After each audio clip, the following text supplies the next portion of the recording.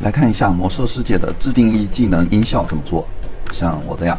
审判，光照之剑，灰烬觉醒，愤怒之锤。首先我们需要打开剪映，选择开始创作，在左上角的文本点击加号添加，在这里输入我们想要的效果，在这里挑选一个自己喜欢的音色，吃我一锤。然后点击开始朗读，然后我们可以给这个音效加大点音量，再让它加个速。吃我一锤。还可以在左上角音频这里选择音效素材，这里可以再加一个打铁的音效，把这两个并在一起，大概取个1秒或者1秒多一点。这样之后选择右上角导出，我们就选择音频导出，文件名字改一下，吃我一锤，导出音频。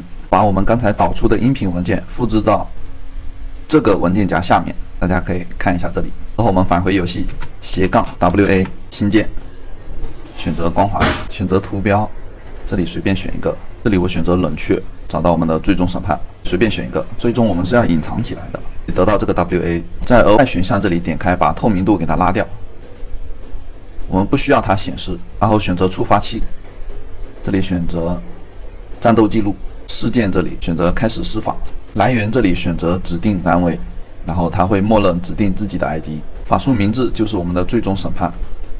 给它确定一下，然后动作选择播放声音，音效这里选择自定义，文件路径像我这样写，输入刚才音频文件的名字，吃我一锤点 MP3， 确定，然后退出。这种情况下我们直接测试，会发现它是不行的，那我们就需要小退一下。